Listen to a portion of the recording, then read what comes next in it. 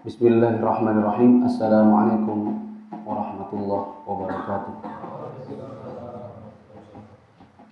Alhamdulillahirabbil alamin wassalatu wassalamu ala asyrafil anbiya'i wal mursalin wa ala alihi wa ashabihi wa man tabi'ahum bi ihsan ila yaumiddin. Hadirin yang dirahmati Allah Subhanahu wa taala, kita bersyukur kepada Allah pada hari ini bisa berkumpul di tempat ini untuk sama-sama mengkaji ilmu agama. Kita sudah masuk di waktu 10:30 dan waktu kita tidak lama. Sementara pertanyaan yang sudah masuk di sini sangat banyak. Saya yakin tidak mungkin terjawab semua. Ada beberapa yang mau saya sampaikan terlebih dahulu. Pertama, saya ucapkan kepada Ustadz Gusnu, beliau mau merendahkan hati untuk bisa duduk bersama saya sebagai tamu di kota Bali ini. Kemudian saya bukan tipikal yang basa-basi, tapi kalau saya bicara apa adanya.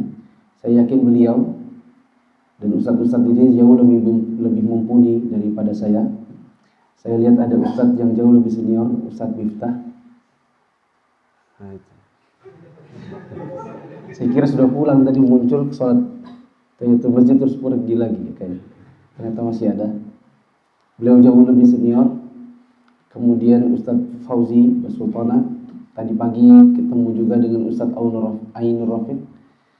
Semua ustadz-ustadz tersebut adalah ustadz yang lebih saya yakin lebih mumpuni secara keilmuan. Kemudian lebih tepat untuk antum merutinkan diri mengambil ilmu kepada mereka semua. Karena sebenar-benar menuntut ilmu itu adalah yang rutin, bukan yang bulanan, yang datang setahun sekali. Karena itu hanya sebagai penyemangat saja atau penyegar. Tapi sebenar-benar ilmu antum dapatkan dari kajian-kajian rutin, terutama yang membahas sebuah buku dari awal sampai akhir. Dan untuk kesempatan hari ini, kegiatannya hanya sekedar tanya jawab melalui apa-apa yang sudah dituliskan di sini. Ustadz Gusnu akan memulai duluan, silakan. Yang susah-susah insya Allah beliau yang jawab. Bismillah, alhamdulillah. Wassalatu wassalamu ala rasulillah wa ala alihi wa sahbihi wa man walah. Wahayyikum tahiyatul islam, tahiyatan mubarakah min indillahi azza wa jalla. Assalamualaikum warahmatullahi wabarakatuh. Ikhwani fillah rahimani wa rahimakumullah. Puji syukur kita aturkan kepada Allah. Salawat dan salam semoga tercurah kepada baginda Rasulullah. Nama saya Bapak Ustadz Gusnu Al-Ghani. Karena saya sudah punya anak dipanggil Bapak. Dulu saya masih kecil, SMP, SMA, Mas. Sekarang saya pulang dari Madinah, Pak. Jadi mikir, saya udah tua sekarang nih. Ya. Kemudian sekali lagi ya, Ustadz Muflih Sapitra ya, MSc.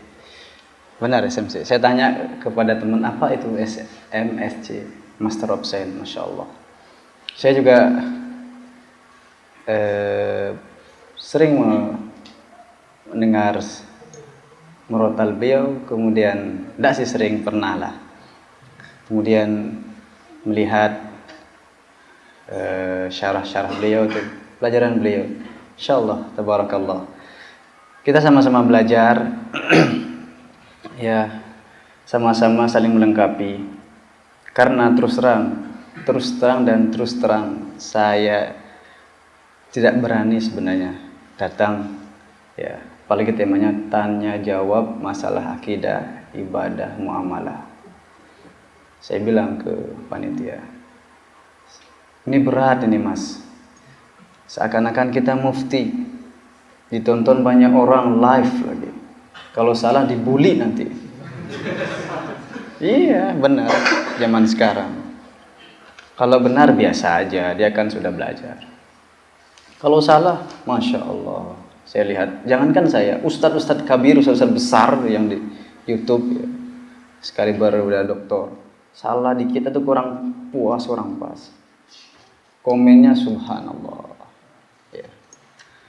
inilah beratnya seorang ustadz dai, terutama ya, masalah yang bukan masalah menyampaikan materi, tapi yang paling berat adalah menjawab pertanyaan. Ya, oleh karena itu kita saling tawaduk lah. Siapa yang bisa silahkan. Saya tidak bisa, saya juga bilang tidak bisa. Silahkan, banyak ustadz, banyak audio, video, WhatsApp, grup, tanyakan kepada ustadz-ustadz yang lebih pakar. Kita kalau salah, kita akui salah, dibenarkan. Kalau benar, alhamdulillah, Allah berarti menuntun kita untuk menjawab yang benar. Itu saya dari saya. Ya, saya juga akan limpahkan pertanyaan. Kalau saya tidak bisa, beliau yang akan menjawabnya. Karena beliau, masya Allah, tak lihat punya kajian di bab muamalah. Mungkin mutalaahnya lebih banyak. Ya. Kalau saya paling ya masalah ibadah, masalah keluarga gitu ya, ada masalah. Karena walaupun saya S2, ya banyak hal yang belum saya ketahui. Ya. Saya hanya ngajar guru SD, saya hanya ngajar di SMP. Ya. Kalaupun kajian itu pun tahsin. Ya. Tapi tidak untuk kemungkinan, kalau pertanyaan yang sekiranya bisa dijawab, insya Allah kita jawab. Kalau tidak, kita akan berikan kepada beliau hafizallahu ta'ala dan ustaz-ustaz yang sudah berkompeten. Ya. Jazakallah khair. Jadi gimana nih? Nah, ini susahnya kalau ada dua ustaz nih. Ana dulu dah. Iya, silahkan. Jangan pilih-pilih yang gampang-gampang, Ustaz. Ini kan supaya adil ditebar semua. Nanti kan yang lihat mudah itu kita ambil kan gitu. Yang susah kita kasih Ustaz Miftah.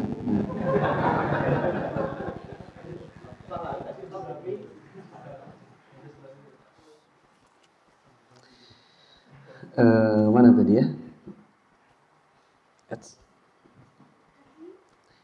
Ini ya. Bagaimana hukumnya GoPay atau alat pembayaran yang semisalnya yang marak beredar di masyarakat? Pertama gini, insya Allah per pertanyaan mungkin kita akan jawab paling 2 menit 3 menit itu secara umum. Kecuali ada pertanyaan yang memang dibutuhkan untuk menjawab agak panjang, berarti agak panjang. Nah, jemaah yang dirahmati Allah, terkait dengan penggunaan GoPay yang terbaru adalah OVO dan yang semacamnya.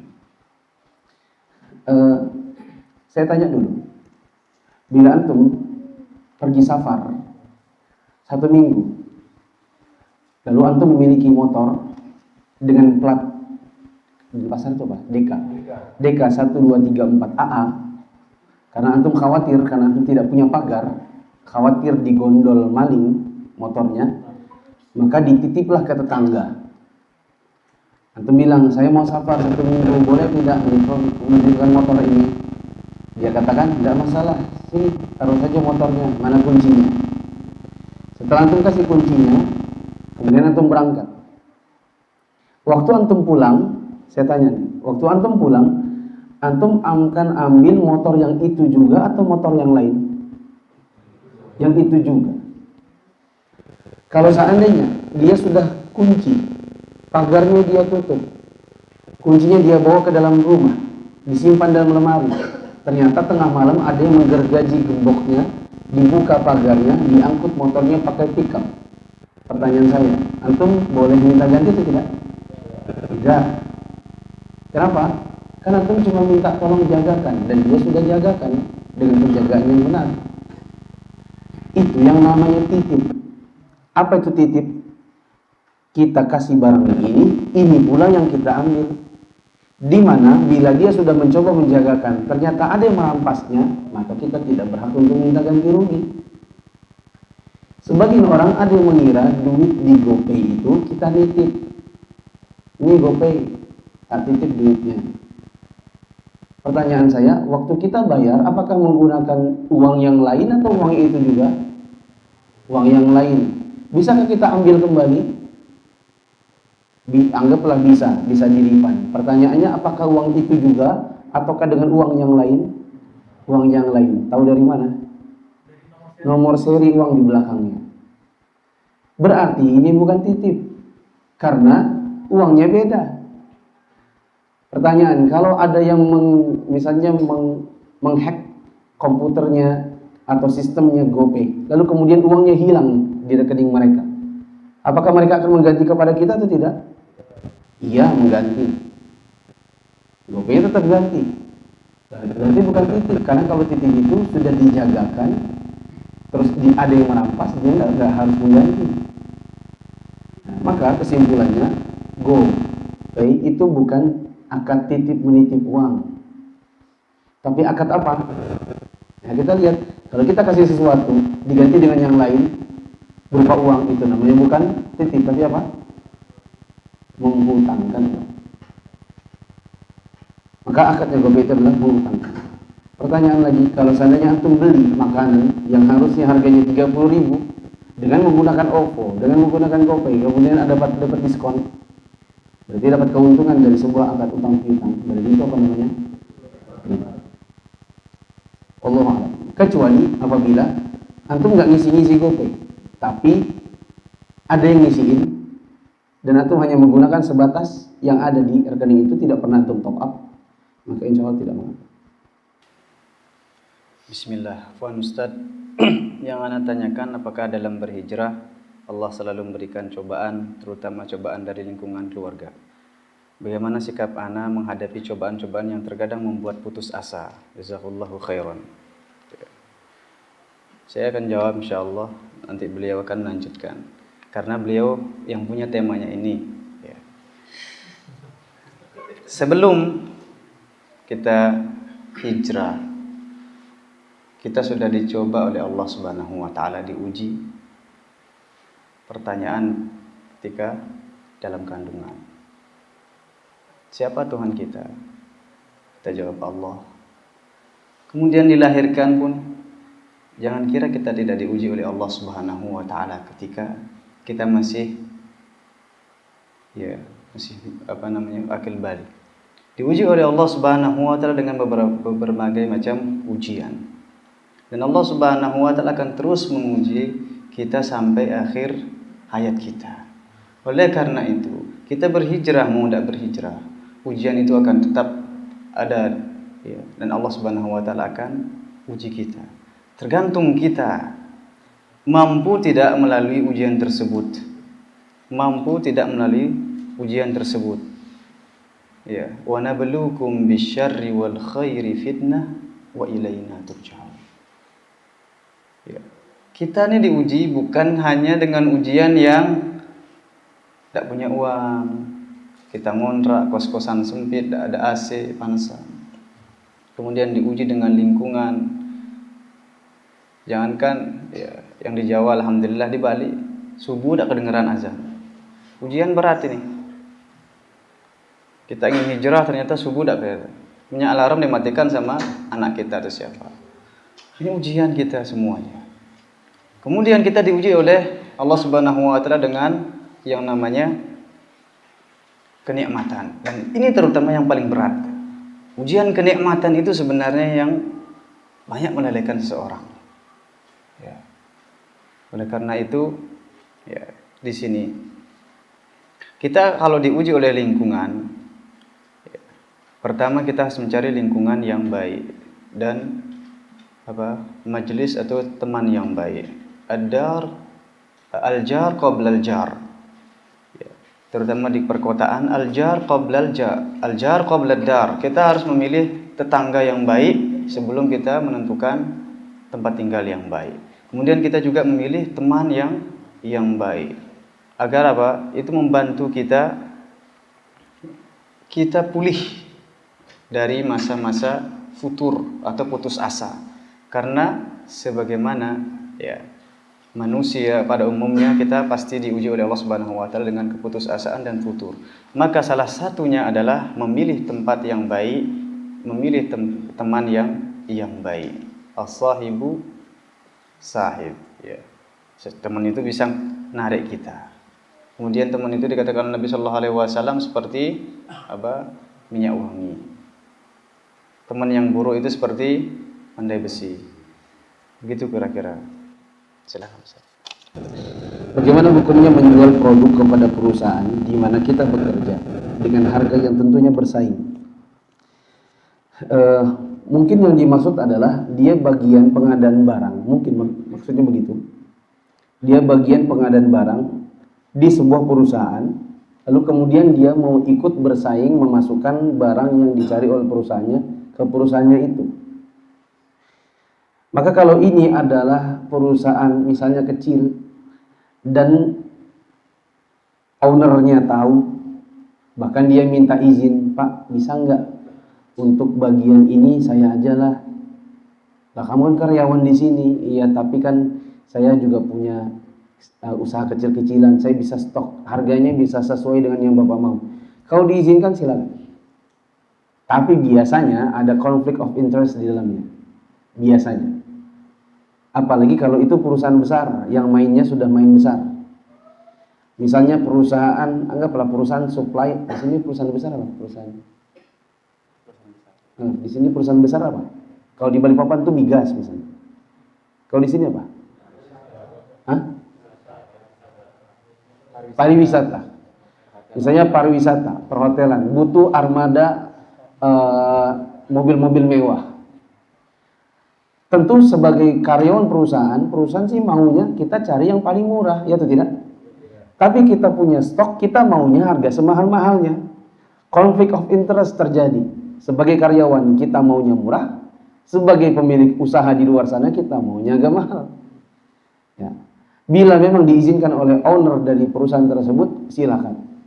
Tapi seandainya ada conflict of interest di situ dan Anda bermain, maka Anda bisa jadi orang yang menjadi pengkhianat di dalam perusahaan tersebut. Nah, Allah a'lam.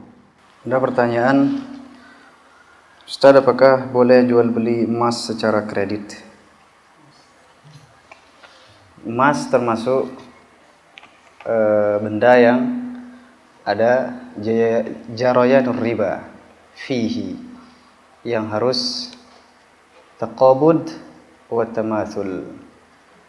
Itu kaidahnya. Taqabud itu langsung pembayarannya, tunai, dan harus sama. Berarti jawabannya Ustaz, jual beli kredit berarti tidak diperbolehkan. Jual beli emas secara kredit tidak diperbolehkan. Begitu Ustaz ya? Dia tanya ke online. Belum nih, pertama. Tidak diperbolehkan. Adapun jual beli emas secara online, pertanyaan selanjutnya, ya. Kalau dia tamasul, sama barangnya, kemudian langsung dikirimkan uangnya, ya, saya kira artinya harus tidak ada yang namanya keterlambatan. Langsung transaksi, uang, ada barang, ada emas. Pak, saya beli emas berapa? 85 gram, Masya Allah. Berarti sudah wajib zakat tuh ya. Ya udah, berapa harganya, sekian-sekian. Kirim uangnya langsung. Jadi harus langsung, tidak ada yang namanya bayar besok Pak ya, saya transfer nanti Pak ya, enggak. Harus langsung. Ya, dan biyadin wa tamasul, harus langsung, kemudian dan sama. Kalau itu jenisnya sama, emas sama emas. Tapi kalau jenisnya berbeda seperti uang, ya, boleh dia dengan harga berapapun, tapi harus langsung, ya, artinya langsung dibayar. Nambahkan dari tadi pertanyaan jual beli emas secara online. Benar yang disebutkan oleh Ustadz Gusnu bahwa harus ada ya dan biyadin ketika seseorang membeli emas, yaitu serah terima, uangnya sekarang, emasnya pun harus sekarang. Sementara kalau menggunakan online, secara umum antum ada di Bali, toko emasnya ada di Jakarta, antum transfer uang sekarang, emasnya baru nyampe 2-3 hari lagi pakai tiki JNE, betul atau tidak? Nah, akan tetapi ada alternatif yang lain kalau ingin beli emas secara online supaya tetap dia halal. Alternatif pertama, antum cari teman antum yang di Jakarta, suruh dia datang ke tokonya yang offline-nya. Lalu antum mengatakan, saya transfer sekarang, nanti kamu jaga di sana, nanti kamu yang ambilkan uang emasnya. Jadi dia bertindak sebagai wakil kita. Dan hukum wakil seperti yang diwakili. Misalnya kita telepon si pemilik tokonya. Misalnya pemilik tokonya toko Cina misalnya. Ya koh, ini tokonya di mana koh? Oh di ITC Mangga 2. Oke, teman saya ke situ koh, orangnya jenggotan. Oke, ya. Sudah datang dia koh. Oh ya nih sudah ada. Kamu udah di situ? Sudah. Ya koh, ini saya transfer ya 3 juta. Transfer 3 juta. Sudah diterima koh? Sudah. Koh serahin ya emasnya ke teman saya yang jenggotan ini. Sudah. Jadi dia bertindak sebagai antum. Paham? Maka ini boleh. Yang lainnya, yang tidak boleh itu adalah alat tukar berupa uang ditukar dengan emas tapi tertunda. Akan tetapi emas dengan yang bukan emas, yang bukan alat tukar boleh tertunda. Misalnya beli emas dengan yang bukan emas, misalnya handphone. Ya. Maka supaya bisa secara online, misalnya antum tidak punya teman di Jakarta, antum bilang sama kokonya, kok saya mau beli emas, berapa itu harganya yang kodenya sekian-sekian? 3 juta. Oke, kok saya bisa nggak kirim beras seharga 3 juta? Tapi mungkin nggak. Nanti emasnya dikirim 3 hari kemudian, berasnya nyampe 3 hari kemudian. Nggak masalah, tertunda. Yang penting lawannya bukan alat tukar. Paham? Misalnya antum kirim sapi atau kambing. Gitu. Ada pertanyaan yang mungkin mewakili kita semua dan keluarga kita.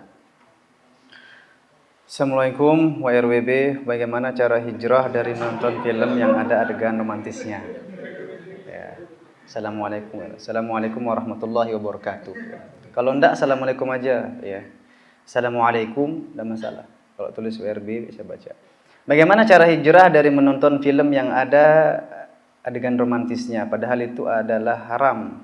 Ya, ada musiknya, adegan yang tidak seharusnya kita tonton. Saya sudah menyumpah, sudah berusaha berhenti, saya coba berhenti, alhamdulillah. Tapinya ini pernah bisa, tapi akhirnya saya nonton lagi. Nah, ini ada tapinya ini yang berat. Pokoknya kalau ada tapi itu biasanya menghancurkan yang di depan, ya, gitu. Ya, ini ujian kita semua ini ya. Ujian kita semua, keluarga kita, tangga kita, ya, masyarakat kita. Berusaha kepada Allah Subhanahu wa taala, minta doa kepada Allah Subhanahu wa taala dan jauhkan hal-hal yang menghantarkan tersebut. Jauhkan hal-hal yang menghantarkan kita untuk terjerumus dari hal tersebut. Dan sering berdoa kepada Allah Subhanahu wa taala. Saya mau total hijrah, tapi saya masih punya riba di bank. Bagaimana cara saya menutupi riba itu? Karena saya melunasi. Karena kalau saya melunasi, saya tetap harus bayar pokok beserta bunga dan penaltinya. Mungkin antum punya hutang di bank itu dulunya adalah di masa-masa belum hijrah dan belum tahu hukumnya. Adapun sekarang, karena dulu tidak tahu, maka minta maaf kepada Allah. Dan minta maaf kepada Allah itu, satu, serius taubat dan minta ampun. Kedua, berjanji untuk tidak lagi mengulang. Meskipun ternyata jangan jatuh lagi ya, dalam masalah riba. Adapun yang sudah terlanjur, maka jalankan dan coba untuk dicicil atau dilunasi. Bila antum punya alat untuk melunasi, maka langsung lunasi, itu lebih utama. Misal antum dulu KPR rumah dan antum setelah hijrah sudah tahu ternyata KPR rumah itu riba. Maka sekarang yang antum perlu lakukan adalah satu, coba lunasi dengan uang cash, langsung dibayar. Dan saya punya beberapa teman yang begitu. Setelah dia tahu, dia datangi banknya, langsung dilunasi, tetapi qadarullah dikenakan denda percepatan. Ya, penalti percepatan. Dan hanya orang gila yang ngasih penalti percepatan. Orang kalau lagi ngutangin orang, dia bilang janji 1 bulan, 1 minggu kembali uangnya, dia bilang apa? Alhamdulillah. Kalau yang ini apa? Wah, dipercepat ya, denda kalau gitu. Ya, ini orang sintinya begitu. Setelah itu, Bila ini tidak ada, maka coba cari pinjaman yang tidak riba. Misalnya ke saudara. Mungkin ada saudara yang yang cukup kaya. Kalau tidak ada, mungkin ke ustadz-ustadz di sini yang kaya-kaya. Bilang, Ustadz, bisakah pinjam uangnya? Siapa tahu dia ada, kasih pinjam dan antum serius lunasi secara mencicil. Bila tidak ada, maka lunasi dengan aset. Misalnya antum jual satu mobil, tinggalkan satu mobil. Lunasi. Ustadz, gak ada mobil, adanya motor. Coba dengan motor. Ustadz, gak cukup. Kalau gak cukup, berarti rumahnya yang dijual. Rumahnya dijual, dan biasanya rumah kalau sudah ditinggali, biasanya kalau dijual lebih mahal. Dulu antum KPR 400 juta, sekarang kalau dijual 600 juta, jual 600. Kalau nggak bisa, jual 500. Setelah itu tutupi, kemudian sisanya bila ada, gunakan untuk beli rumah yang lain lagi, meskipun lebih kecil dari yang sekarang. Allah. Ustaz, bagaimana cara membersihkan harta kita yang tercampur dengan harta yang haram atau riba? Pertama, Allah Subhanahu wa taala sudah memberikan jalannya, yaitu apa? Dengan zakat. Zakatul mal. Ya. Adapun kalau ada riba kemudian haram, uang-uang haram, kalau itu berkaitan dengan orang lain yang kita zalimi, seperti kita curi uangnya, kemudian kita gosok, kita kembalikan. Ya. Adapun harta uang riba ini, ya, sebagaimana Ustaz bilang itu, kita kalau misalkan berhutang dengan riba, kita lunasi dan pasti kena penalti tadi Ustaz ya. Kemudian kalau riba, kemana kan riba ini? Nah, ini yang jadi perdebatan di antara ulama. Ada yang mengatakan tidak diperbolehkan, sudah tidak usah diambil uang riba tersebut. Ada yang mengatakan kita gunakan untuk fasilitas umum. Kita gunakan untuk fasilitas umum. Ya. Jadi secara umum uang kita itu harus, saya jawab, uang itu uang kita yang sudah mencapai nisab dan satu haul, ya, kita harus zakatkan. Kemarin saya sudah kampanyekan masalah zakat mal. Ya, meskipun kita di pasar ini terutama ya, jangan kira orang-orang yang kos ngontrak itu miskin. Bisa jadi dia memiliki harta di ATM-nya sekitar 50 juta ke atas. Karena 85 gram, kalau kita kalikan dengan 1 gram emas yang sekarang di pasaran, anggap saja 600 ribu, ya misalkan, itu bisa 51 juta ke atas. Jadi saya bilang ke jamaah, kalau kita punya uang sekitar 51 juta ke atas, 50 ke atas, siap-siap tanyakan ke warung emas atau toko emas. Berapa 1 gram harga emas? Kalau misalkan sekian-sekian kalikan 85 gram. Biasanya itu sampai 50 juta kalau nggak salah nisab yang ada uang kertas, itu uang kertas. Kalau kita punya uang kertas, ya di ATM kita 50 ke atas, siap-siap saja tanyakan. Itu tunggu sampai setahun. Kalau sudah setahun masih uangnya mengedap segitu, bahkan lebih, hitung lagi berapa harga emas 1 gramnya. Kalau sudah mencari nisab, keluarkanlah 2,5%, itu dibagi 40. Misalkan 51 juta sudah menjadi nisab uang kertas, dibagi dengan 40, berapa? Kurang lebih 1 jutaan. Yaitu secara umum Allah Subhanahu wa taala ya menyuruh kita untuk membersihkan harta kita. Kalau uang haram tadi, kalau itu berkaitan dengan kezaliman kepada orang lain, kita kembalikan. Tidak bisa kita kembalikan, kata Ibnul Qayyim, kita sedekahkan atas nama orang tersebut. Kemudian atau kalau harta itu riba, ya ada saya sampaikan, memang di antara ulama ada yang mengatakan sudah tidak usah diambil saja, ada yang mengatakan kalau masalah fasilitas umum kita berikan, misalkan perbaikan jalan, perbaikan jembatan dan lain sebagainya. Silahkan tambahkan Ustaz. Ustadz, bagaimana hukumnya menjual barang yang ada gambarnya atau ada gambar kartunya? Mungkin ini masuk di dalam kaidah yathbutu taba'an ma la yathbutu istiqlala. Dia ditetapkan manakala dia hanya sekedar pengikut, yang tidak bisa ditetapkan manakala dia berdiri sendiri. Kalau antum jual beli gambar, maka ini berbeda dengan menjual beli sebuah barang yang ada gambar. Seperti misalnya antum jual beli, misalnya apa ya? Misalnya jual beli sabun mandi. Yang di luar sabun mandi itu ada gambar bintang iklannya. Dengan jual beli gambar si bintang iklannya. Adapun jual beli gambar orangnya, maka ini hukumnya haram. Akan tetapi barangnya yang di situ ada gambarnya, maka hukum asalnya tidak mengapa. Tetapi kalau antum masih bisa nutupi itu gambar, ditutupi. Tapi kalau itu sabun mandi, jangan antum yang nutupi. Nanti antum nggak nutupi, antum tatapi. Antum bisa suruh pegawai akhwat yang nutupi. Tutupin ini dicoret pakai spidol atau dikasih lakban coklat atau hitam. Wallahu a'lam. Bismillah, apakah kita mengenal sunnah kita lebih baik mengasingkan diri dari masyarakat umum? Insyaallah. Ketika kita mengenal sunnah apakah kita lebih baik mengasingkan diri dari masyarakat umum atau bagaimana? Kita melihat maslahat, memang ada di buku Minhajul Qasidin, ya, keutamaan orang yang mengasingkan diri. Kemudian ada juga keutamaan orang yang ikhtilat. Ikhtilat itu bercampur, berbaur, bermuamalah maksudnya. Sama-sama memiliki keutamaan dan ya, masing-masing memiliki sisi negatif dan positif.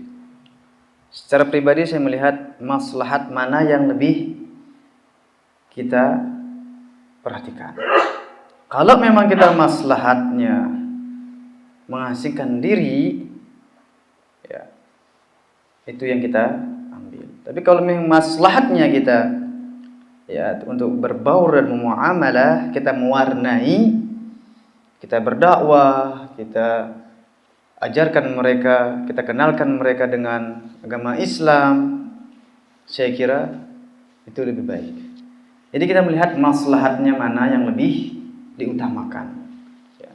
Kalau memang kita tidak kuat, ya, kita cari tempat yang memang benar-benar kondusif, sebagaimana hadis yang orang yang bunuh 100 orang ya, kemudian disuruh hijrah itu dalam rangka mencari suasana atau tempat yang kondusif. Tapi kalau memang maslahatnya baik, ya kita mengajarkan agama seperti para ustadz di Bali ini, kalau mengasingkan diri semua, saya ditegur juga, ngapain kamu pergi dari Bali gitu ya. Itu. Kita butuh juga seorang yang mengajarkan agama. Saya kira itu ya, poinnya adalah melihat maslahat, ya, maslahat mana yang lebih baik, itu yang kita pilih. Ustadz, bolehkah berkunjung ke rumah akhwat yang akan dinikahi setahun 2 tahun lagi dengan niat silaturahim? Modus. Jika tidak boleh, lalu bagaimana cara syar'i untuk lebih mengenal kedua orang tua si akhwat? Kalau memang sudah ada sepakat, maka antum tidak usah main-main ke sana. Cukup orang tua antum saja. Tapi antum jangan ikut-ikut. Karena nanti pasti antum akan mencari mana ini. Pasti gitu. Maka antum bisa titip misalnya bapak ketemu bapaknya atau mama antum ketemu mamanya. Nah, tapi antum jangan ikut-ikut. Nanti enek ngelihatnya. Bismillah. Pertanyaan,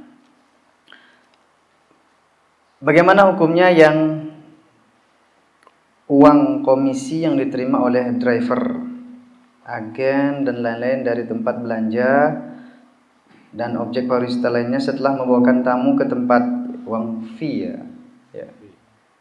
Istilahnya inilah uang rokok gitu bahasa kalau di sini tuh. Komisi. Kalau uang rokok mungkin kurang pas ya. Bagaimana seharusnya kita kepada tamu, harusnya kita Kasih tahu jazakallahu khairan. Ini sudah pernah dijawab oleh Ustadz kita ya. Jadi boleh kita ngambil kalau tidak diizinkan dengan perusahaan kita. Harusnya kita apa? Minta izin. Dibolehkan, ya sudah. Kita diperbolehkan ngambil. Pernah kejadian dosen saya di kampus ditanya tentang orang yang bekerja sebagai cleaning service di Masjid Nabawi. Nah, itu kan biasanya dikasih kan. 1 real, 2 real. Kata dosen saya, tidak apa-apa kata dia. Dan pihak dari Haram juga memperbolehkan. Ya, memperbolehkan dia dikasih uang. Dan juga kasihan kata dia, gajinya sedikit dibandingkan dengan yang lain. Selama itu diketahui oleh kita sudah izin oleh pihak perusahaan, tidak masalah. Kemudian yang kedua, jika sewa bank atau syariah konvensional ini diketahui jelas mengandung riba, haruskah rekening dibekukan atau seperti apa solusinya? Mana Ustaz? Kalau bank hampir rata-rata ada unsur ribanya. Dosen ekonomi saya bilang. Jadi sekarang ini masih hatta atau bank-bank yang berbau syariah masih ada unsur ribanya. Kita tanya, hatta rojihi Ustaz, bank rojihi juga Ustaz yang sudah direkomendasikan oleh pihak fatwa MUI di Arab Saudi masih kata dia. Jadi intinya apa? Kita menggunakan sesuai dengan seperlunya saja. Kita taruh dan kita berlepas diri dari ribanya, dan bahkan mungkin ustadz kita yang mengatakan tidak usah kita ambil bunganya, atau kita pakai kesepakatan yang tidak ada berbunga. Wallahu ta'ala alam. Silakan tambahkan Ustaz. Jika memang antum butuh untuk memiliki rekening di bank, maka usahakan cari yang sedari awal tidak ada bunganya. Setahu saya ada bank BNI Syariah, mereka punya tabungan yang mereka namakan dengan nama yang salah, tapi mereka namakan dengan nama wadiah, sementara aslinya itu bukan wadiah, tapi al-hisab al-jari. Kemudian di situ tidak ada akad bunga. Kalau antum sudah terlanjur menggunakan sebuah rekening yang rekening itu adalah bank konvensional, maka antum datangi customer service-nya, kemudian minta untuk dinolkan bunganya. Saya sudah lakukan, saya punya bank mandiri, di bank mandiri saya punya kebutuhan, kemudian saya datangi CS-nya dan saya minta dinolkan bunganya. Ada surat pernyataan yang dibuat dan saya bahkan dikasih lihat di layar komputer mereka, diketikkan angka 0, dan di akhir bulan saya sudah tidak lihat ada bunga lagi masuk di dalam rekening saya. Dan itu bisa. Bila tidak bisa bagaimana? Maka tutup bukunya, tutup tabungannya, bilang saya mau tutup saja karena di sini tidak bisa hilangkan bunga. Kalau nanti mereka takut, ya biasanya bisa Pak, bisa ya gitu. Sebenarnya bank itu butuh kita. Ya. Masya Allah, ini gampang insya Allah nih. Pertanyaannya gampang tapi prakteknya susah. Bismillahirrahmanirrahim. Ustaz, tips hijrah yang masih mengidolakan orang kafir seperti pemain sepak bola. Tipsnya gimana Ustaz? Tidak usah ditonton katanya Pak Mufti kita, Pak Farid. Tidak usah ditonton katanya. Sudah?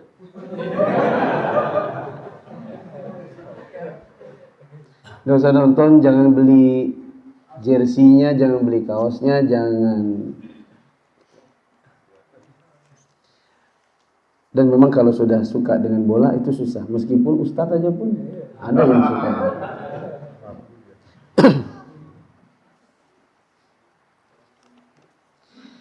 Bagaimana hukum menebar senyum kepada lawan jenis yang bukan mahram?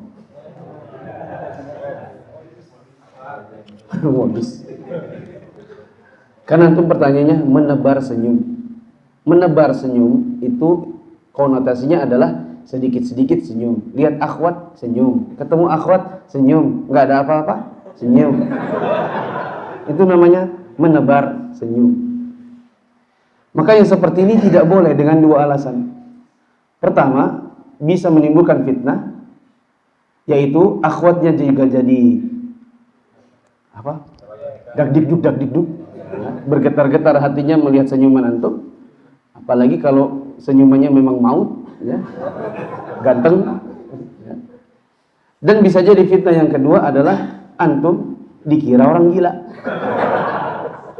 Apa ada dikit-dikit senyum? Ada apa kok senyum? Ada fitnah yang ketiga, dikira antum ikhwan abal-abal. Kok ini ikhwan tapi tidak menjaga diri? Ketemu kita kok malah senyum-senyum. Ya, permisi mbak. Enggak, gitu. Orangnya, apa kok gitu. Ya. Maka benar bersenyum, jangan. Tapi ada kasus-kasus tertentu di mana mungkin antum tersenyum, mungkin. Misalnya antum melewati sebuah tempat, antum tinggal di sana sendirian yang berjenggot, hanya istri antum yang berjilbab besar dan bahkan bercadar. Sedangkan yang lain itu khawatir antum ini adalah aliran sesat, the next bomber di sini, gitu. Takutnya begitu. Lalu kemudian istri antum senyum misalnya lewat kepada istrinya. Kalau di sini permisi bilang apa? Permisi. Hah? Sugre, ya, sugre gitu kan? Ini bahasa Bali tapi pakai kayak Jawa. Sugre, kemudian antum juga lewatin misalnya Ibu RT, permisi Ibu RT. Ya, itu pun tidak sering-sering, ya, hanya pada kasus-kasus tertentu saja. Maka ini insya Allah tidak mengapa. Kasus tertentu berarti jangan sering-sering, ya. Bukan rutinitas. Ada pertanyaan, bagaimana hukum sholat 4 rakaat sebelum asar? Kedudukan hadisnya seperti apa? Nabi sallallahu alaihi wasallam mengatakan, rahimallahu abdan shalla arba'an qabla al-'asri. Iya. Hadis tersebut katakan oleh, kalau tidak salah, Syekh bin Baz rahimahullahu taala, jayyid sanadnya. Jadi kalau sanadnya jayyid berarti diperbolehkan. Ya. Bisa jadi Ustadz punya tambahan ilmu. Jadi apa hukum sholat 4 rakaat sebelum asar? Sebatas yang saya tahu, insya Allah sholat sunnah qabli asar sebanyak 4 rakaat adalah sholat sunnah yang ghairu muakkadah. Sholat sunnah tetapi tidak ditekankan. Bagaimana hukumnya duduk di majelis ahlul bidah? Duduk di majelis ahlul bidah hukumnya boleh bagi yang mau berdebat dengan dia. Dan yakin punya ilmu dengan waktu yang pas, tempat yang pas untuk berdebat dengannya.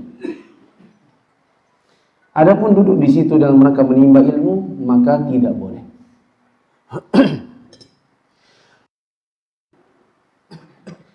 Para ulama kita mengatakan dalam perkataan-perkataan mereka yang terkenal dari Imam Malik, Ibnu Sirin dan lain-lain, Inna hadzal 'ilma din, fanzuru amman ta'khuduna dinakum.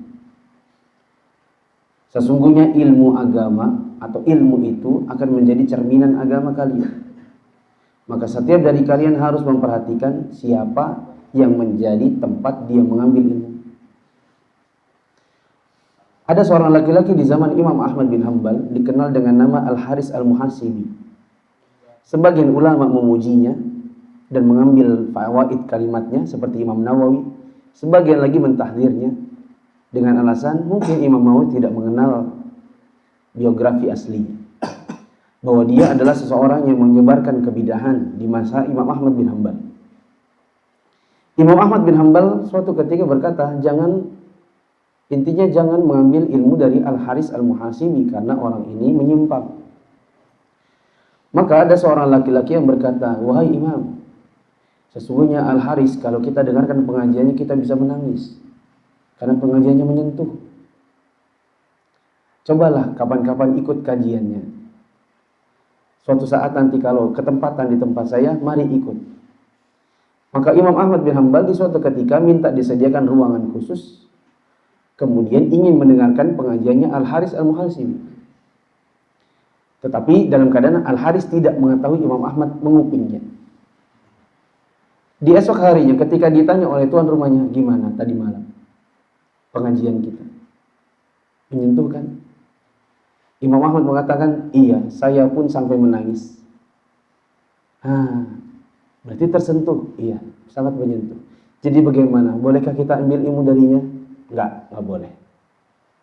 Tetap tidak boleh meskipun menyentuh hati. Karena di dalam penyimpangan, di dalam kalimat-kalimatnya yang menyentuh, di situ ada terbungkus kebidahan yang disebarkan. Maka jemaah yang dirahmati Allah, bagaimana antum duduk di tempat di majelisnya al-bid'ah apabila dalam rangka mencari ilmu maka tidak bisa. Saya tanya, di sini SMA terbaik mungkin SMA 1 Denpasar mungkin. Ya. Saya kemarin tanya anak SMA 1 Denpasar kalau pengen kuliah, biasanya kuliah apa? Ada yang bilang ke pariwisata. Saya tanya, apakah semua sekolah pariwisata dia mau? Jawabannya tidak. Pasti cari sekolah pariwisata yang terbaik, ya kan? Begitu juga kalau di tempat saya SMA 1 Balikpapan. Kalau mau kuliah, pasti pilihannya kalau nggak UGM, ITB, UI, ITS. Kenapa mau ke sana? Karena mencari sesuatu yang berkualitas. Tidak sembarang guru dipilih, tidak sembarang kuliahan dimasuki. Maka teman-teman yang dirahmati Allah, ini adalah suatu logika yang sangat ringan bahwa orang kalau sesuai dengan fitrah, dia akan cari guru yang dia yakin bisa memberikan dia ilmu yang benar. Maka untuk duduk di majelisnya ahlul bidah yang antum tidak bisa memilah-milah mana yang benar mana yang salah, maka tinggalkanlah dan cukupkanlah dengan dai-dai yang antum yakini mereka secara umum akidahnya lurus dan tidak ada penyimpangan. Wallahu a'lam. Adapun siapa kalau di Bali, maka setidaknya saya sebutkan 4 tadi. Beliau, kemudian Ustadz Miftah, Ustadz Ain Rafiq, Ustadz Fauzi Basultana, dan ada beberapa nama yang mungkin saya tidak tahu namanya. Maka saya katakan, tanya kepada beliau-beliau siapa yang antum merekomendasikan untuk kami ambil ilmunya. Bagaimana cara yang baik untuk mengingatkan suami yang sering mengakhirkan waktu sholat karena terkadang sudah diingatkan berkali-kali tapi responnya kurang baik. Padahal dia juga, padahal ia juga sudah sering mendengar kajian sunnah. Bala ini juga. Ya. Bahaya ini. Seorang istri dan suami dikatakan oleh Nabi sallallahu alaihi wasallam dalam hadisnya, rahimallahu rajulan atau kama qala sallallahu alaihi wasallam, Allah Subhanahu wa taala akan merahmati seorang suami yang bangun malam lantas ia memercikkan air ke istrinya dan supaya bangun kemudian sholat bersama-sama. Sebaliknya, rahimallahu imra'atan, Allah kan merahmati perempuan atau seorang istri yang bangun malam, suaminya nggak bisa bangun, dipercikkan air, kemudian dia bangun dan ikut sholat. Begitu indah, ya, tauladan Rasulullah Sallallahu Alaihi Wasallam, begitu indah cara Rasulullah Sallallahu Alaihi Wasallam mengajarkan kita untuk apa? Membangun bingkai keromantisan di dalam rumah tangga. Ya. Kalau itu sudah terjadi, insyaallah taala akan menjaga rumah tangga kita. Ada di sini pertanyaan yang berkaitan dengan rumah tangga, poligami. Nanti biar Ustaz saja yang jawab itu masalah poligami itu. Ya. Itulah cara Rasulullah SAW mengajarkan kita. Nah, ini yang jadi masalah waktu sholat fardu mungkin ya. Mengakhirkan sholat. Yang dimaksud mungkin sholat fardu. Seorang istri berusaha ya, pertama memperbaiki dirinya, kemudian dia menasihati suaminya dengan baik. Itulah memang salah satu cara seorang istri mendapatkan surganya Allah Subhanahu wa taala. Terus berusaha memperbaiki diri dan suami. Barangkali dengan kesabaran istri tersebut, suaminya pun tergugah hatinya. Dan juga perlu diingatkan, kita sebagai seorang suami yang berkewajiban memberikan nafkah kepada keluarga kita, pada istri dan anak kita, perbaiki ajmilu fit talab, perbaiki cara mencari rezeki kita. Perbaiki itu. Karena bisa jadi harta yang syubhat, harta yang bahkan na'udzubillah harta yang haram mempengaruhi kita untuk tidak taat kepada Allah Subhanahu wa taala. Meskipun kita sudah duduk di majelis ilmu. Jangankan kita, di antara sahabat Nabi sallallahu alaihi wasallam pun pernah terjadi kesalahan, tapi mereka cepat bertaubat kepada Allah Subhanahu wa taala. Itu sahabat Nabi yang turun Al-Qur'an, turun sunnah bersama Nabi sallallahu alaihi wasallam, pernah juga merasakan ya di antara mereka ada kesalahan. Ya, ada keretakan rumah tangga juga. Tapi kita berusaha untuk memperbaiki diri. Itu pertama istrinya, kemudian sabar. Dan juga seorang suami itu berusaha mencari rezeki yang halal. Karena itu insyaallah ta'ala akan membantu kita berbuat taat kepada Allah Subhanahu wa ta'ala. Apakah benar Ustadz bahwa penyanyi wanita salah satu sebab turunnya adab? Jawabannya benar. Dan terdapat hadis dari Nabi SAW riwayat Tirmidzi. Nabi SAW pernah menyatakan fi ummati khasfun wa maskhun wa qadfun. Akan ada datang di kalangan umatku nanti bencana-bencana berupa ditenggelamkannya manusia ke dalam bumi, dilemparkannya mereka sesuatu dari langit. Ada tidak manusia ditenggelamkan di bumi? Lalu angin ribut dan diubahnya bentuk-bentuk manusia. Di antara hadirin yang ketika itu mendengar perkataan Nabi, ada yang bertanya, "Wa mata dzak?" Ya Rasulullah, yang seperti itu, gempa bumi, longsor, ditenggelamkan manusia dalam bumi, dilemparkan sesuatu dari langit, itu terjadinya kapan? Maka Nabi SAW mengatakan, "Idza dhaharatil qayyinat wal ma'azif wa syuribatil khumur." Apabila sudah banyak penyanyi-penyanyi wanita, dosa sebut nama, nanti nggak enak sama Sabian. Ya.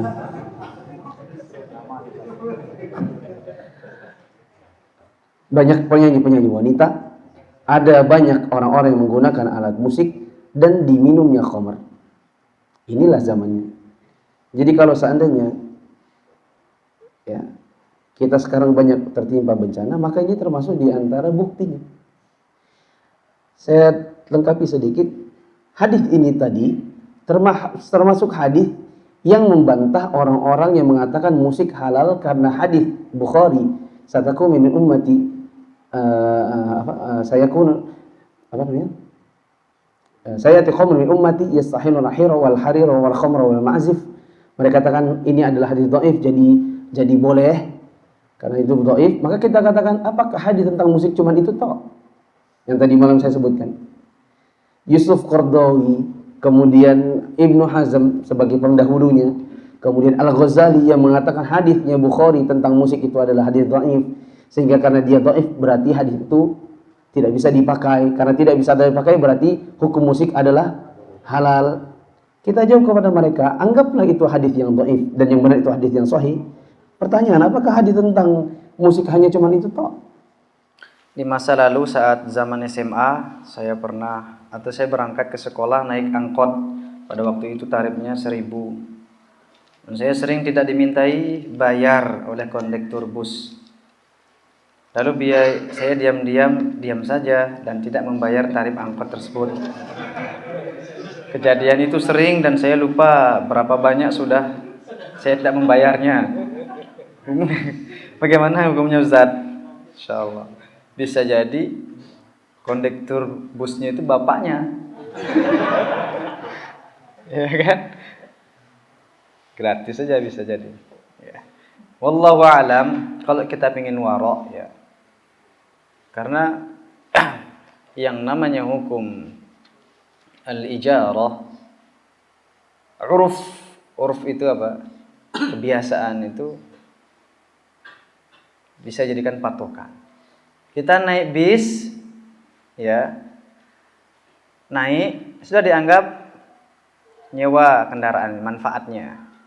Kita bayar harus, karena itu sudah bis sekolah, kecuali mungkin bis apa ya?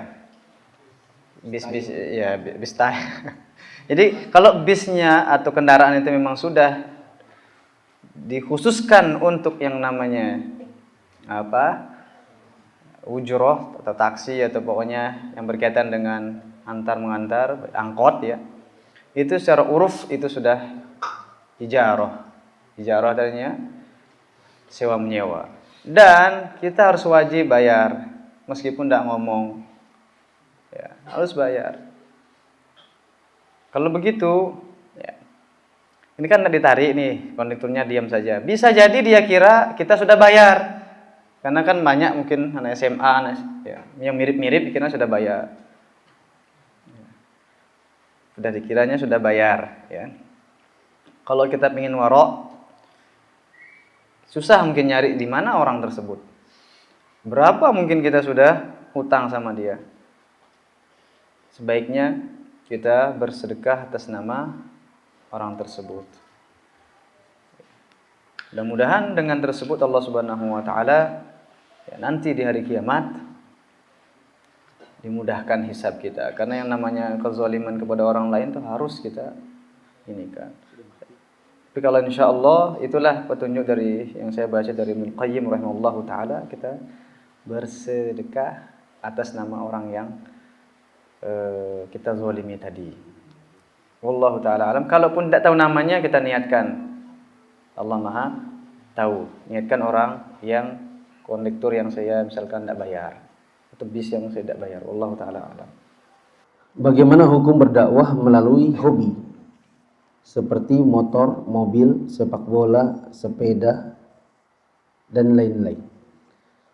Pertanyaannya 2 kertas, tulisannya agak mirip-mirip, tapi orangnya berbeda kayaknya.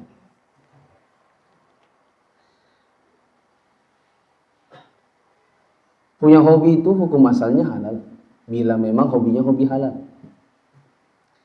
Tapi hobi bila dia terus dituruti, biasanya dia buang waktu. Main motor misalnya, hukum asalnya boleh. Tapi biasanya main motor itu sering lupa waktu. Tapi saya nggak berani mengeneralisir. Siapa tahu ada yang bilang, "Loh Ustaz, saya sepanjang minggu 4 kali kajian. Sedangkan main motor cuma 1 kali di pagi hari Ahad." Ya udah, saya tidak mengeneralisir. Kalau memang antum antum punya hobi, silakan. Selama hobinya memang hobi yang halal. Adapun berdakwah melalui hobi, maka dibagi 2 keadaan.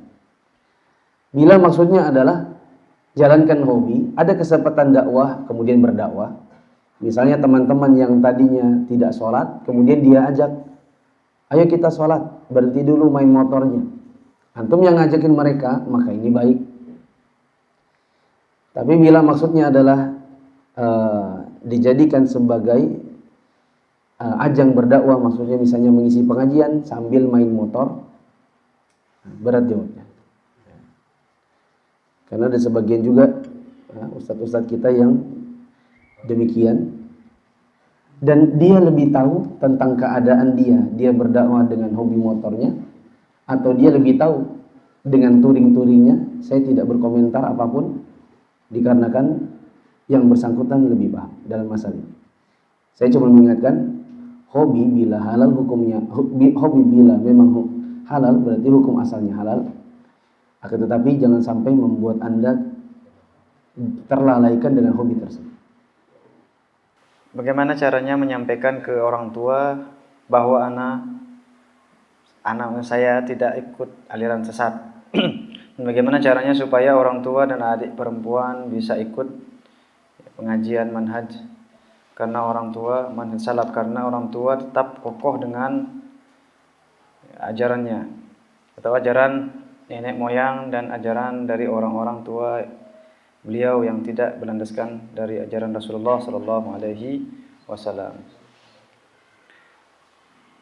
Inilah pentingnya Bapak Ibu sekalian, ikhwan dan akhwat, belajar mengaji dan pelajari ilmu-ilmu yang lain. Ya. Penting kita tahu pertama ilmu dasar untuk diri kita sendiri dan ilmu dakwah.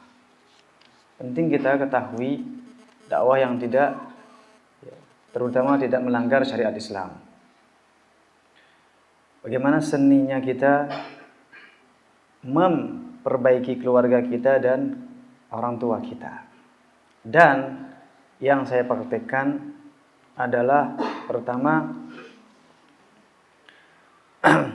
kita berusaha untuk belajar ngaji tahsin tajwid yang baik. Ya. Kemudian dari situ kita ajarkan orang tua kita, adik kita. Ada hal yang disepakati oleh kita sama mereka, yaitu ngaji Quran yang baik bacaannya. Ketika itu sudah masuk di situ, barulah kita mulai perbaiki akidahnya, perbaiki ibadahnya, muamalahnya. Karena Al-Quran itu bisa menyatukan. Kemudian baru kita kasih masukan-masukan yang baik, dakwah-dakwah yang baik. Apabila kita punya anak, ya, sekolahkan tempat yang baik, kemudian Qur'annya jaga. Anak tersebut atau cucu dari orang tua kita, itulah yang kita untuk berdakwah dengan nenek atau kakeknya. Bisa jadi dengan itu dia atau kakek atau orang tua kita atau siapa saja luluh hatinya. Sekali lagi, hidayah itu datang dari Allah Subhanahu wa taala. Bisa jadi ya, dakwah tersebut masuk oleh sebab kita atau sebab orang lain. Tapi yang namanya dakwah tidak boleh putus asa.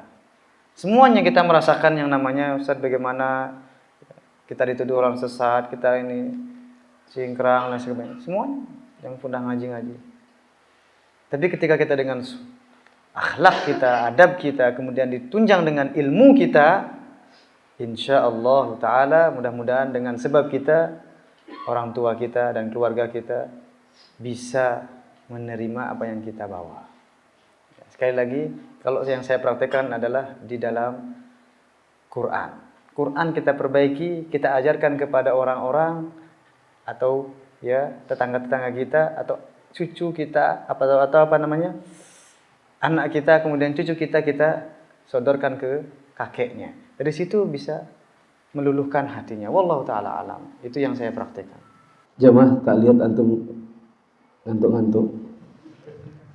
Coba lihat kanan dan kiri, kalau tidak kenal coba tanya namanya sama tempat tinggalnya. Silakan. Coba. Sudah kenal? Sudah kenal? Itu? Sudah kenal? Masya Allah. Berarti ikhwan Bali itu ukhuwahnya kuat ya. Semuanya sudah kenal. Orang itu aja.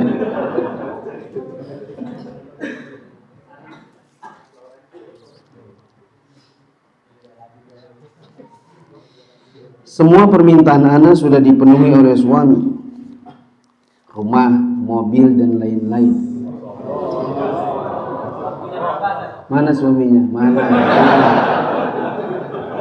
Gak usah sombongan, mana? Cuma ada satu permintaan suami yang belum ana izinkan, yaitu poligami.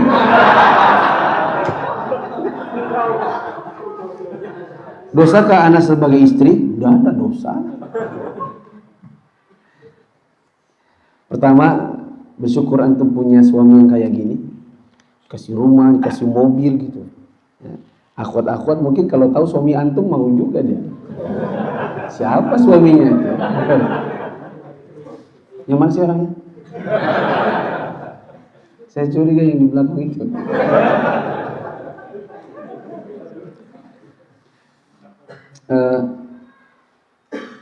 Tetapi yang namanya tabiat wanita memang dia tidak suka diduakan. Itu tabiat dasarnya. Jadi kalau dia menolak pada hukum asalnya tidak masalah. Selama penolakannya bukan dengan bentuk mengharamkan poligami. Ya. Istri saya aja dulu, ini mati kan, adanya nggak lihat. Wah, pasang lagi. Awal dia dulu janjikan si fulana aja, kalau mau yang fulana aja. Ya belakang-belakangan akhirnya kalau mau poligami tidak masalah, yang penting tunggu saya mati gitu. Itu tabiat wanita. Apalagi kalau itu adalah menjadi syarat sebelum nikah. Karena ada syarat sah nikah, ada juga syarat pranikah. Misalnya sudah disepakati bersama suami dengan istri ini, disepakati bahwa suami tidak berpoligami, maka ini syarat pranikah yang boleh. Tidaklah dikatakan berdosa istri yang demikian selama dia tidak bermaksud mengharamkan apa yang Allah halalkan. Ana mau tanya bagaimana ya, Ana ini bekerja di toko dan toko tersebut ada transaksi gade-menggade yang ada bunganya. Apa pekerjaan saya itu termasuk riba? Gade-menggade sebenarnya diperbolehkan. Cuman kalau ada unsur ribanya, jual beli pun kalau ada unsur ribanya dilarang. Insya Allah yang bertanya ini pun tahu jawabannya ya. La'anallahu akilar riba. Allah melaknat yang makan riba. Kemudian yang nulisnya. Intinya apa? Pembantunya, kemudian yang yang ta'awun dalam masalah riba. Allah laknat. Perlu kita ketahui kita ini sama-sama ya berusaha mencari keridhaan Allah Subhanahu wa taala, bertransaksi yang baik, bertransaksi yang halal. Insyaallah taala ada pekerjaan yang lebih baik apabila kita mencari dengan sungguh-sungguh dan benar-benar kita niatkan lillahi ta'ala. Lillahi ta'ala kita mencari pekerjaan yang halal meskipun sedikit hasilnya. Karena kullu lahmin nabata ala suhtin fannaru awla ya. Jadi daging yang tumbuh dari barang yang haram, neraka itu lebih utama buatnya. Nauzubillahi min dzalik. Bisa jadi doa kita enggak dikabulkan, ya. Kemudian semua permintaan kita dikabulkan oleh Allah Subhanahu wa taala karena malbasuhu haram wa mashrabuhu haram wa ghuzziya bil haram fa anna yustajabu. Bagaimana kita dikabulkan doa kita? Makanan kita haram, minuman kita haram, kemudian kita juga diberikan gizi yang haram, tidak akan dikabulkan oleh Allah Subhanahu wa taala doa-doa kita. Jadi, kalau memang murni di toko tersebut unsur ribanya, sebaiknya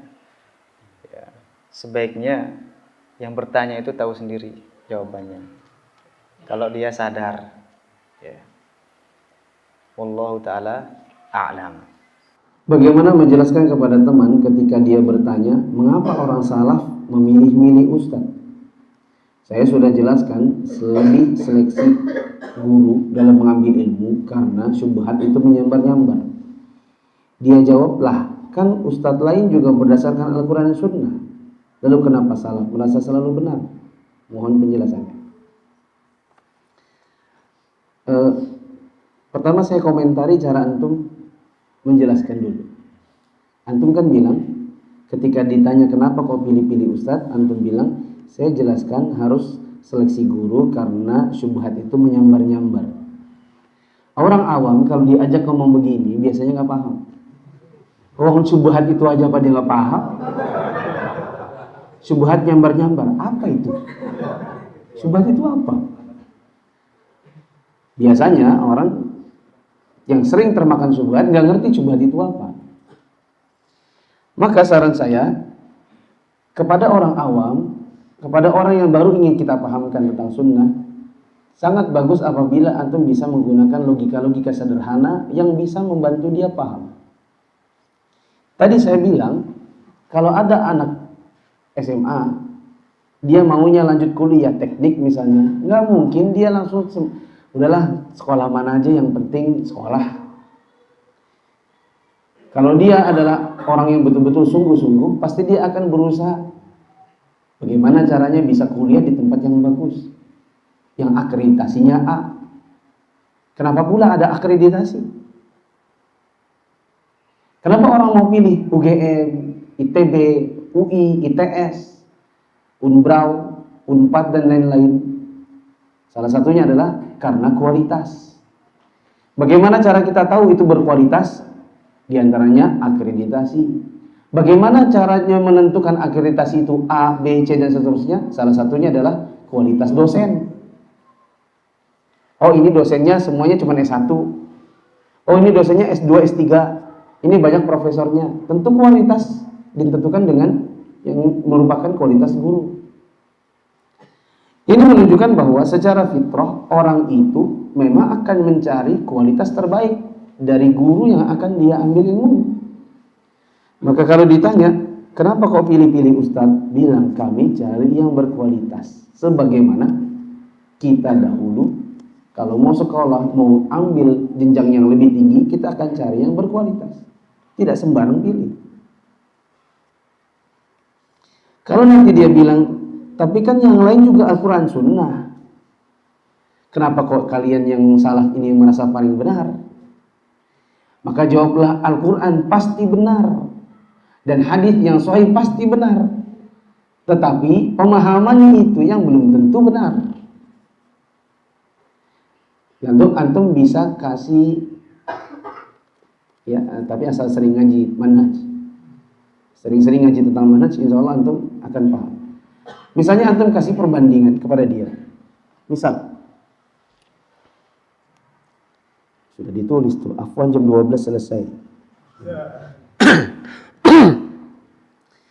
Misal ada hadis Nabi SAW ketika ditanya tentang seseorang yang merasa waktu sholat di ujung duburnya ada seperti gelembung kecil.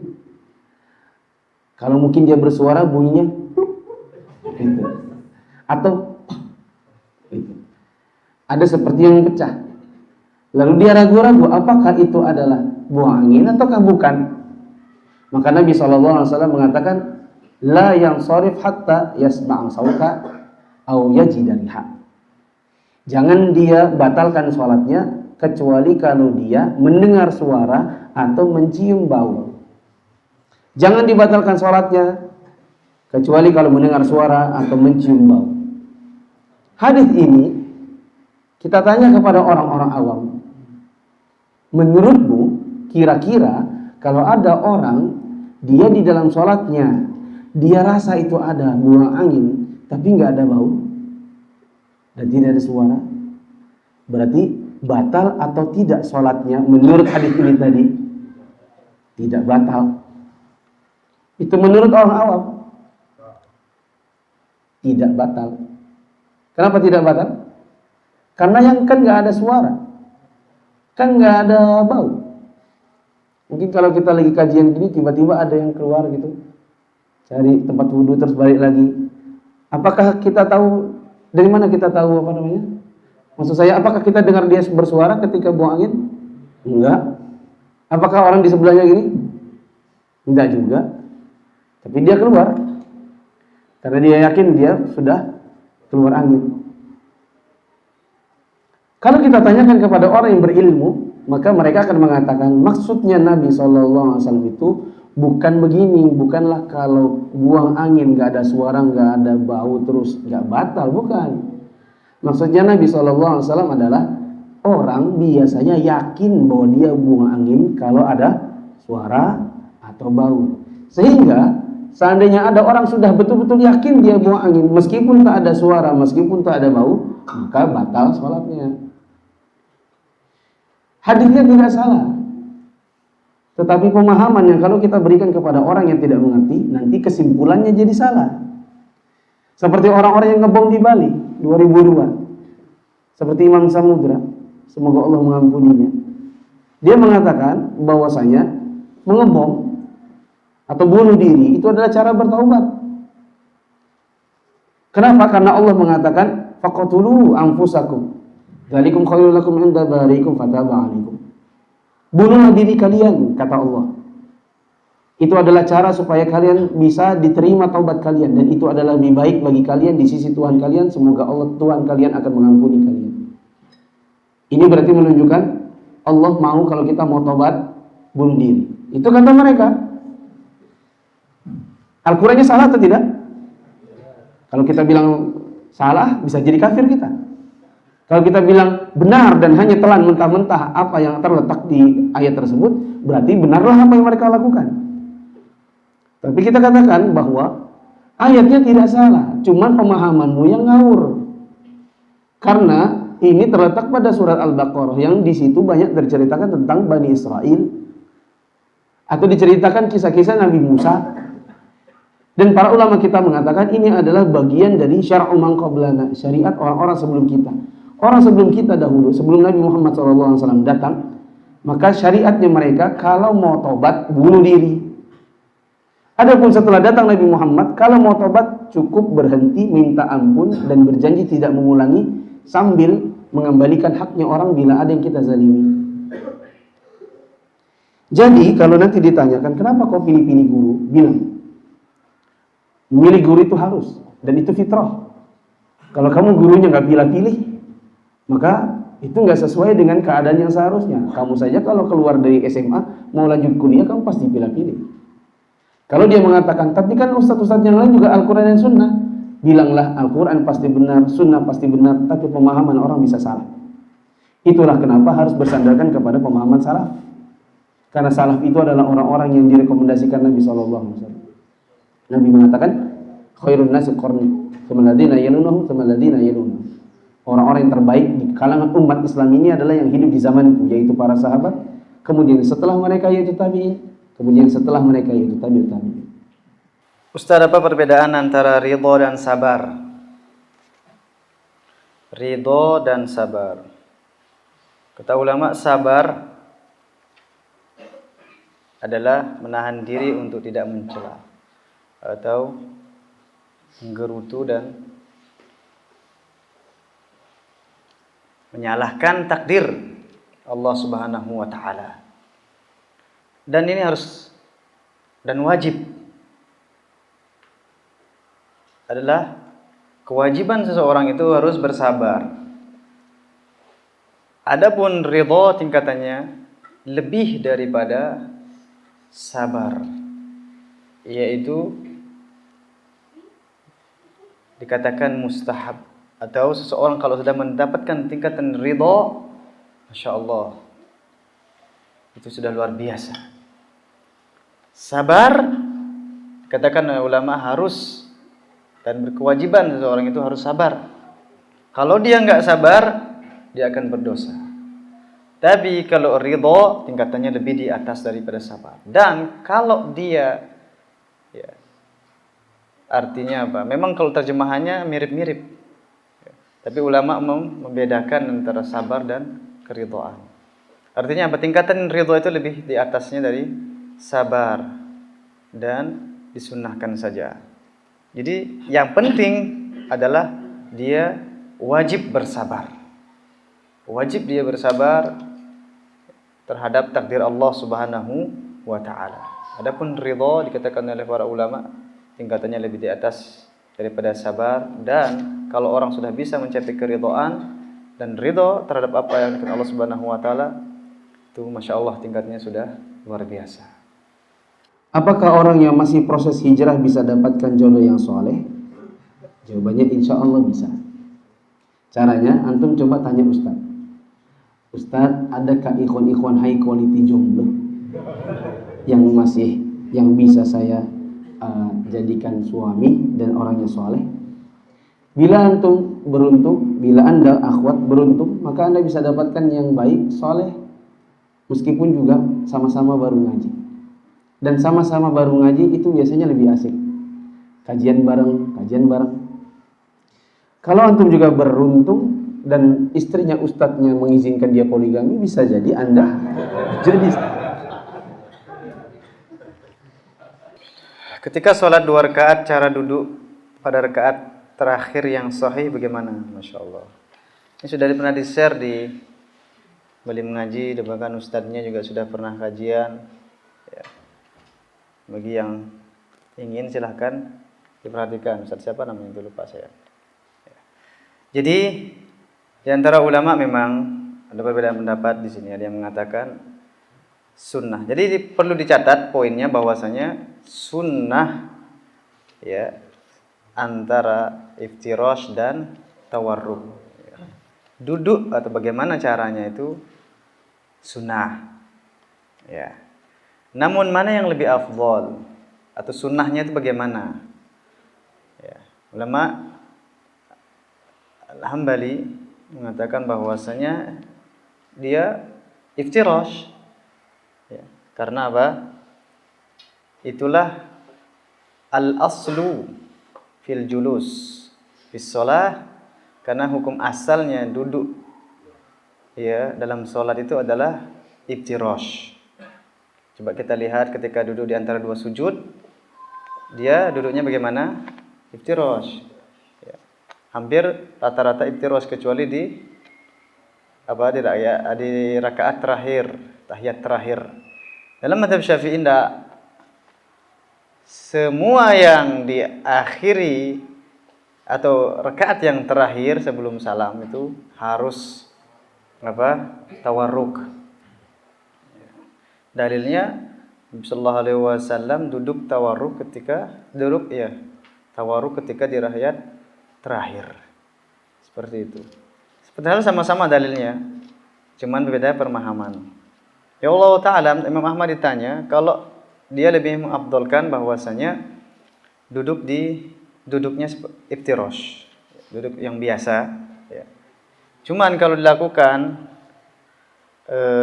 mau tawarruk dipersilahkan, karena Imam Ahmad mensunnahkan adalah tawarruk. Iftirash, yaitu sholat yang 2 rakaat yang duduknya di akhir adalah dengan iftirash. Wallahu ta'ala alam. Ini ada pertanyaan yang mirip-mirip tadi, cuman ini lebih detail. Hukum menjual baju yang ada gambar makhluk hidupnya. Kalau tadi kan sekedar barang. Terus saya contohkan sabun mandi. Kita inginkan sabunnya dan bukan covernya. Lah ini jual baju dan ada gambarnya.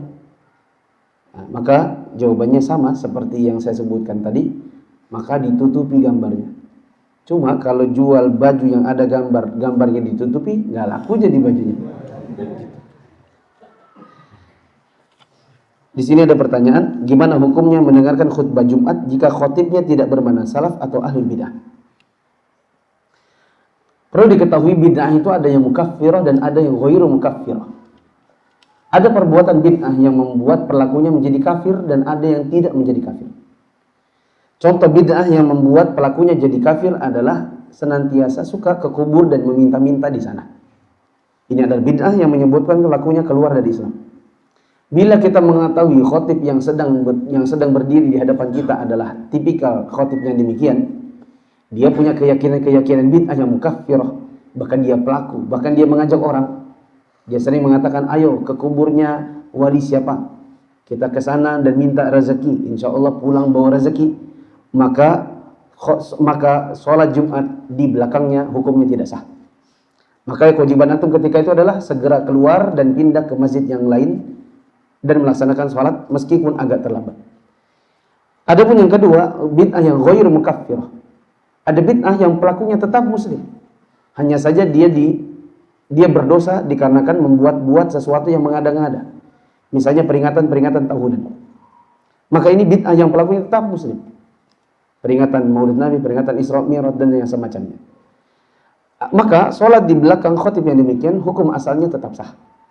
Apalagi kalau antum pertimbangkan mencari masjid yang lain, kemudian akan kehabisan waktu. Maka sholatlah di belakangnya, dan ketika antum mendengarkan suatu syubhat, segera tanyakan kepada ustadz yang ada di sini dan bertanya, Ustadz, tadi khotib Jumat mengatakan begini dan begitu. Bagaimana cara menjawabnya? Apakah benar yang dikatakannya? Sedikit lagi, mungkin setelah ini saya selesai, karena katanya jam 12 harus selesai. Nanti setelah itu teman. Kalau zuhur jam berapa? 12.30. Karena saya kan harus ke bandara, maka saya segera selesai. Setelah itu antum jangan pulang dulu dan lanjutkan bersama Ustadz Gusnu pertanyaan-pertanyaan ini semuanya. Kalau perlu kita minta satu lagi Ustadz Miftah mumpung ada di sini. Hah? Bagaimana dengan pernyataan yang mengatakan bahwa perbedaan itu fitrah? Perbedaan itu fitrah itu menurutmu? Menurut syar'i perbedaan itu adalah keburukan. Buktinya adalah perkataan Ibnu Mas'ud radhiyallahu anhu. Ibnu Mas'ud mengatakan, saya sholat di belakang Nabi, saya sholat di belakang Abu Bakar, saya sholat di belakang Umar ketika kami semua di Mina, dan Nabi sholatnya adalah qashar 2 rakaat. Ketika berganti khalifah menjadi Utsman bin Affan, Utsman bin Affan sholat di Mina 4 rakaat itmam. Ibnu Mas'ud sebenarnya mengingkari, tapi ketika dia menjadi makmumnya, siapa? Utsman bin Affan, maka dia sholat tidak qashar, tapi dia itmam 4 rakaat. Maka orang bertanya, wahai Abdullah Ibnu Mas'ud, wahai Abu Abdullah, engkau mengingkari itmam, tapi kau sendiri sholat di belakangnya Utsman itmam. Bagaimana engkau mengingkari tapi kau kerjakan? Maka Abdullah bin Mas'ud mengatakan, al-khilafu syarr. Berbeda, berselisih, itu adalah keburukan. Perbedaan itu bukan fitrah. Fitrahnya adalah kita harus ikut Al-Quran dan Sunnah dengan pemahaman yang benar, supaya kita tidak berbeda-beda. Adapun membiasakan banyak berbeda, itu adalah kebiasaan yang buruk. Ya. Bolehkah kita berhutang emas? Jawabannya boleh. Bagaimana cara bayarnya? Dengan emas juga. Pernah nggak? Atau gini saja. Ada sebagian orang, ya, dulu saya kecil, bapak saya itu sering ngajak saya ke sebuah tempat di Balikpapan, makan coto Makassar. Kalau di sini tempatnya Mas Reja. Saya dibawa ke sana, lama-lama saya tahu, oh ternyata setelah coto Makassar, bapak itu pengen mampir ke beberapa rumah dari situ karena mau nagih duit. Ada temannya sesama guru yang utang 150.000. Tapi itu tahun 90. 150.000 tahun 90 dan gajinya ketika itu 300.000, setengah dari gaji ketika itu. Kalau 150.000 di zaman dahulu ditaruh di zaman sekarang, 150 zaman dulu bisa beli macam-macam. Kalau zaman sekarang, ya beli tiket aja nggak dapat. Ya. Maka jamaah yang dirahmati Allah, kalau seandainya kita mau ngutangin orang dan kita tahu durasinya nanti bakalan panjang, maka antum utangin saja dengan sesuatu yang kira-kira tidak akan merugikan diri antum. Dengan syarat nanti pas kembali sesuai dengan yang antum utangkan. Misalnya utangnya bentuknya emas. Antum bilang saya utangkan antum enggak duit. Karena antum bilang mau bayarnya 2 tahun. Kalau 2 tahun rugi saya. Saya utangkan saja kamu emas ini 5 gram. Nanti kembali dengan emas yang penting 5 gram. Ini 18 karat, kembali juga kan 18 karat. Maka ini boleh. Contoh yang lain adalah antum utangkan dolar. Karena dolar lebih bertahan. Antum utangkan dolar nih 500 dolar. Nanti kembalikan kepada saya dalam 2 tahun cicil dalam bentuk dolar. Saya tidak menerima rupiah. Maka ini insya Allah boleh. Mungkin ini saja Ustaz. Apa yang Anda bisa, karena dipaksa oleh panitia harus segera selesai. Saya pribadi mohon maaf kalau ada kekurangan ya, dalam 3 hari belakangan. Saya mohon maaf juga kepada ustadz-ustadz dan panitia kalau saya meninggalkan PR tadi subuh. PR-nya apa? PR waktu saya ditanya tentang Ustadz Caleg, terus saya jawab gitu. Saya khawatir setelah itu nanti ada PR, dan kalau ada PR mohon maaf karena itu bukan dari saya, tapi karena ada pertanyaan yang saya jawab. Semoga sementara prinsip saya datang ke sebuah kota itu maunya membantu ustadz setempat menyelesaikan masalah. Kalau kita datang ke sebuah kota nambahin masalah, ya berarti nggak usah dakwah, mending nggak usah datang. Jadi biarkan masalah itu diselesaikan oleh ustadz setempat. Saya maunya sih tidak ada masalah, malah nyelesain masalah. Tapi kalau ninggalin masalah, kan kita tidak tahu nih, baru akan terjawab mungkin di seminggu-seminggu ke depan. Bila ada ternyata PR barunya, saya mohon maaf di luar dari kesengajaan karena hanya sekedar menjawab pertanyaan. Jazakumullah khairan Ustadz Gusnu, Ustadz Miftah, Ustadz Ainur Rafiq, Ustadz Fauzi yang tadi subuh juga kami ke rumahnya.